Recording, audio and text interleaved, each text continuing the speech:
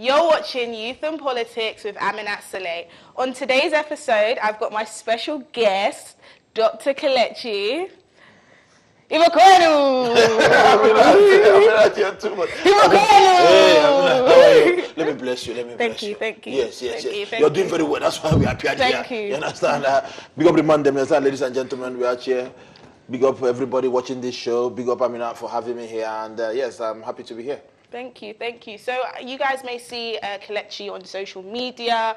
Is it fair to say that you're a public figure, or do you think that's a discredit to you? Well, anything you call me, I just go with the flow. Yeah, you can. So is it Igbo man? Say public figure. What's the new one that they say again? Influencer, celebrity, everything. When you call me, I answer. But the issue is that we are making impact. We are selling the culture. We are selling the Nigerian brand to the world. Afrobeats, anything, culture, dressing, everything. Yeah. So anything you call me, I'm fine. Well, first, it's positive. Carry go. Good. I mean, you're a very opinionated person on social media, and a trending topic at the moment is the Nigerian elections. And I just wanted to get an understanding about some of your views, any people that you're supporting politically. So I just first want to hone in on what do you think about Buhari at the moment and the whole situation going on in Osun State at the moment in regards to the vote? What's your opinion on that? Well, on the Osun State election, I think that it could have been better handled. It was peaceful, the first stage. I mean, it was peaceful. I mean, today's the what do you call it, the runoff or something, and we're hearing that the accredited press have been banned from some of the polling stations. Yeah. We've seen them gingering some of the voters, which is not good. I just think that they're playing politics in Osun the normal way. And so when you say playing politics, what do you mean? The Nigerian way. Well, I'm sure they want to do some funny practices, isn't it? So do you think that the votes are rigged? Well, it's possible. It's possible. Why not? Some people want to remain in power. That's the way I say it. Okay. You know, and some people want to get into power. So it could be both sides. People, I mean, like we saw in Anyikude State where they were giving out 5K for a vote and stuff. These people, they save money. Yeah. Because I don't understand why, you have so many governors come to Osun State for one election. Yes. Like you left your duty in your state. It doesn't really make sense to me. So that's why sometimes I don't even get involved. Like, what are these people doing? I think, so what's your view? So you say that, so it's fair to say that the votes are rigged? No, I'm not saying they are rigged. I mean, to a certain degree, there might be malpractice. Rigging is not the only election malpractice. Okay. So there's buying of votes, there's blocking people from coming. There are different things. So there may be sharp malpractices going on that we don't know. Yeah. When we see the results, and that's why most of them always run to the courts for redress. Yeah, as Adeleke is doing at the moment. Yeah. So what do you think about Buhari at the moment and his decision not to sign the electoral bill? Well, I thought it was shocking. He was quite quick to sign the not too young to run bill, probably to appease the youths, and then that wasn't even a quick process. It wasn't a quick process, yeah. but when it was approved, I think he did it. There was this photo ops, youths lining up. Yeah. We enjoyed the photo ops, but the electoral bill not signing it, I think he missed a chance there. So do you think that he supports corruption? Not that, maybe is what he believes. See, when you're there, you are not the only one actually governing. Yeah. You have advisors. So, and they are your close associates. And if you're close to me and you're telling me, Kelechi, no, this, I have to listen to you because probably you've never deceived me before in my life. So I have to technically listen to you and take your own word. So it's not easy for the man at the top, if I'm being honest. Yeah. Personally, as a perceived public figure, technically, I get advice here and there from, and I need to make a decision. It's not easy for me. So talking about someone that is the Nigerian president might not be easy for him. And it's possible some of them to align to me. It's possible that they are telling him, oh, if we don't do this, if you do this, it might be harder for us to come back. There are different things going on. You don't know who is playing the politics and who is pulling strings here and there. So I won't really, put the whole blame on the man, but I think he missed an opportunity there, to be honest. Okay, I can understand that. So at the moment, in regards to Nigeria, being a public figure is almost known. It's a respected career at the moment. Careers that were frowned upon, such as being a comedian, being a public figure, or just someone who talks on the internet, were something that was once frowned upon. And now you people like you are being, you're being supported. You're now an established public figure. Now, how will you use your platform to influence young Nigerians? When you say supported, what do you mean by supported. So you have a lot of viewers, you have a lot of people, you know, following you, you have a lot of people who are interacting with your posts, interacting with your page. So how will you use your platform to influence Nigerians and also youth in Nigeria? Exactly. I mean, thank you for that question, because when you said supporter, I thought you were saying maybe government or support. No. Are you sure you don't get any endorsement? No government to support. Cannot confirm or deny. No, exactly. We can't go into details about it. Oh, okay. So you're being supported by a government then? No. So you're not being endorsed by anybody? This is that we are projecting this image, you understand? And we've not even heard anything from them to say, okay, oh, thank you for... You go to airports, and this is factual. Yeah. And people will tell you maybe in Taiwan or something, because the brand the platform I'm on is ASO, so it's worldwide. They'll tell you, oh, we know Nigerian, they'll say Kelechi. So we're everywhere, technically. Yeah. And we are selling, it's always positive, we're selling the image. Yeah. But we are not demanding anything back, obviously. We do it from our own district, but what we owe it is to Nigerians to project the image positively. And yes, the fans, supporters, they come and say, thank you, I like what you're doing. I mean, I love checking my DMs every day, because you see positive things, you say, thank you. Some people tell you, oh, they were sick, your video helped them during... I have 2 people I'm going to see hopefully in the next few weeks.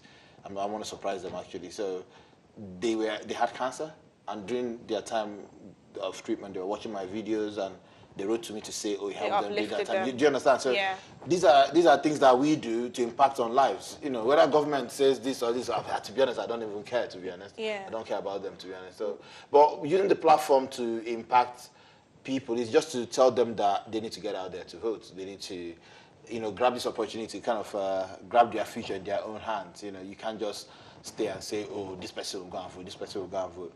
Because to be honest, elections are not won online. They're not won on Twitter. Do you think that in regards to the voting thing, do you feel like Nigerians are a little bit discouraged at the moment? They don't have faith in the voting system, that their votes are actually going to be counted? Yeah, exactly. They don't have faith. But if you don't try to change the system, if you just sit down at home, you're not doing anything about it, then it doesn't work. You know, from my experience, people in the cities and especially young ones, especially those ones on Twitter, they prefer to do Twitter vote. Yeah. When it comes to the election, they actually getting their PVCs. That's the problem. And what we tell them is that you just go out and do it. Yeah. You know? Those in the villages, they actually go out en masse to do it. That's why they tell you that politics is local. Yeah, it's definitely. It's local. Yes. So because they know those ones will go out, but the ones in the cities are all poshy and all that, they don't go out. So you need to go out and then, you know, support. And that's why the whole push by celebrities in Nigeria to get used to get and influencers like yourself, exactly, to get their PVCs. I think it was a great one, and I think people did go out. But again, that whole last minute syndrome. Oh, the second to last day and last day they were full. They're like, it's been going on for ages. So, what do you think Nigeria's problem is at the moment? What do you think the biggest problem is that's affecting youth at the moment? It's trust. They don't trust the government. Is that in regards to, you know, the whole of Nigeria? Are you just speaking about the elections? Because my question is on a broader scale. What do you feel like the biggest problem is? Trust, though, no job. There's a lot of things going on. We're having a brain drain in Nigeria. A lot of professionals are leaving. Everyone is going to Canada now. You know, we're losing a lot of people. You see your health minister saying, oh, not all doctors will be professionals or whatever, residents or whatever. Some will be farmers. It doesn't give the young one that sense of belonging, that confidence to forge ahead. If your minister for health is saying that, so why are you here? What are you doing here? So that's the thing. It needs to change. So many things need to change. There are so many. I mean, no disrespect. I mean, my dad is getting older, so I love old people, but sometimes the world is moving on like it's trendy, isn't it? Yeah. So you have so many old heads there, you know. Yes, we need the experience, but mix it with young ones that know what they're doing as well. So do you think that Nigeria needs to welcome diasporans? Of course, diasporans need to be involved. I mean, definitely. Definitely, diasporans have the connect. Diasporans contribute to the GDP and everything. They send money back. Yeah. They need to be involved. They need to even start voting self. Yes. That's number one. Yes. Number two, they need to be involved. Different positions. You can't have people, you know, in the UK and the US and every other place in the world impacting in foreign countries, and you don't want to borrow that expertise or transport that expertise to your country. It doesn't even make sense. So you try and involve diasporans that have the connect. But then also, sorry to interrupt you, there's a view that with Nigerians and stuff like that, they don't feel like diasporans have got the knowledge of Nigeria. They almost feel like diasporans who are coming from a westernized world don't understand how Nigeria's run. Personally, I'm actually more Nigerian than some Nigerians there. You see what I dress. You know me. This is how I dress. This is Yeah. how I move. But well, another Nigerian could argue that you don't live in poverty. A lot of Nigeria's percentage I relate to it. And there are a lot of people I support in Nigeria. There are people that I don't really look like I can blame my trumpet and everything. There are things I do in Nigeria, so I feel what they are feeling and I'm helping out. Yeah. So I am aware. So what are you doing in Nigeria? No, I don't want to start blaming my trumpet. Oh, no. We're impacting. Okay, just technically, just put it like that. We're impacting lives. Yeah. We're educating, especially young girls. Yeah. We're sending them to school. For me, that's number one rule of feminism. Yeah. I'm not going to go into feminism. What's your views on feminism? I think it's a good thing. I think. What is feminism? Feminism is What is feminism? Feminism to me is equality. It's equality. Yeah, that's why I think. Is that what feminism is? That's to me. Okay. Yeah. We call it gender parity. That's why. Gender priority. Yeah. Gender parity. Gender what? Parity. Parity. Okay. Yeah. So, but back to your question, I think that you can't rule out the role of diasporans. For instance, I know you have some stuff with the financial sector. Yeah. You can bring in your expertise. You can have the connect in that financial sector that can help oil us. and gas, actually, not finance. Is it oil and gas? It's oil and gas. Is it oil and gas? Everything, I know you do so many things. Oil and gas. But whatever, but what I'm saying is that you can use your expertise, you can use the connect, just like how, was it Kunjo Iweala, the Foreign Minister, did the whole Paris Club thing. It was obviously her clout, her connect, her everything, her expertise, her knowledge. Everything was on the table and she helped out. Where did she come from? She came from the diaspora. Yeah. So a lot of them that did well, came from the diaspora, so you cannot rule out the diaspora. But then at the same time, there's people who we almost have to beg to come home. Some people are like, no, I don't want to go back to Nigeria. I can't live in Nigeria. Nigeria's state at the moment, security. It's like when you speak to some people, they're like so anti-Nigeria. Why do you think that is? Because of what they see on TV, because of what they hear, isn't it? Yeah. It's depressing sometimes. Yeah. Because you don't want to listen to the news, to be honest, because every news is bad news. And the influencers that are there, the ones that are on Instagram, are promoting the bad news too. This one has happened, bam. This one has happened, bam. But when you do something good, they won't promote you. Yeah. I can give you so many instances. You do stuff, they won't say anything. But just say, he did also in Tesco. Oh, you see that they know see it all over, yeah. That's the mentality that needs to change. But I want to encourage young ones here to go back, see things for yourself. To be honest with me, I see Nigeria as a virgin land. Like, things can happen and you can make it there and you can impact there. So you can criticize from outside, but just go have a feel of it. Yeah. And then come back and make your decision. You can't just stay outside and make decisions like that. I know seeing is believing, so not seeing from a distance that is believing. So we are about to take a break, so make sure you stay with us, and after the break we'll be speaking about sexism, feminism, and we're really going to be honing in on gay rights also. So thank you very much for watching. You're watching Youth and Politics with Aminat Saleh. I don't even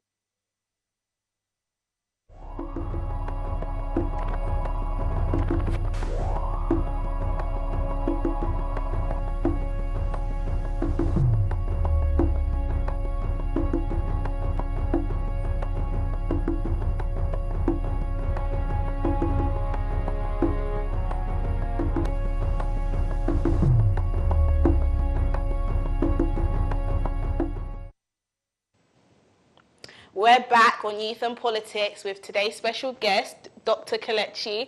Dr. Kelechi, what's your accolade? Can you tell us the name of that doctorate? Which one is the name again? Is it Doctor, so... environmental engineering. I have a PhD in environmental engineering. Environmental engineering. Can you hear the way it rolls off the tongue? So I just want to go back into the topic of, you said before that you believe in equality. I want to know what your views are personally on Nigeria's laws in regards to gay rights. At the moment, if you can be prosecuted for up to life imprisonment for being gay and displaying gay attitudes. So someone who's prone to equality, what's your views on that? I mean, to be honest, I think is it 14 years or is it life imprisonment? 14, you can be sentenced up to life. Yeah, I understand, but I think people should be allowed to lead their lives the way they want to lead it. India recently, I think, abolished theirs after 100 years or something like that. Yeah. I think people should, but again, we also need to understand that we're a Christian country as well. So are we Christian? Are we Muslim? Christian, religious country as well, and you know, you need to balance things. There needs to be, for me, there needs to be a balancing act between the two of them. So that's what I think. Yeah. So do you think that people should not be punished for being gay? I think there needs to be a balancing act between the religious act and, I mean, there are laws that need to be respected as well. So rights need to be respected of the individual, and then the laws of the land need to be respected. You understand? So that's what I'm going to say. Sorry, you haven't really answered my question.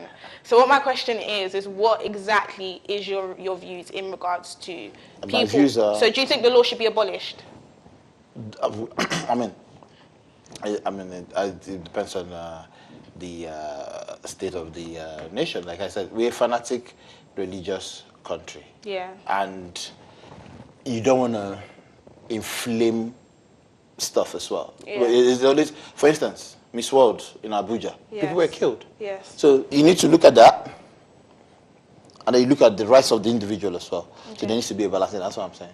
So you still haven't answered my question. But we'll leave it and move on. If Aquena doesn't want to answer the question, but it's okay.